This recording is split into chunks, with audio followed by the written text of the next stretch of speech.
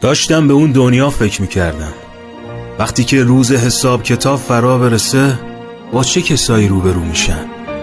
یکی یکی اسماشونو رو کاغذ نوشتم. موهای بدنم سیخ شد. حتی یه غریبه هم توشون نبود. همه یا دوست بودن یا آشنا، همونایی که نون و نمک همو خوردیم، همونا به هم رحم نکردیم. باور کن که هیچ غریبه‌ای بهت ظلم نمیکنه. من از بیگانگان دیگر ننالم که با من هر چه کرد آن آشنا کرد. که با من هر چه کرد آن آشنا. داشتم به اون دنیا فکر میکردم، وقتی که روز حساب کتاب فرا برسه با چه کسایی روبرو میشن. یکی یکی اسماشونو رو کاغذ نوشتم. موهای بدنم سیخ شد.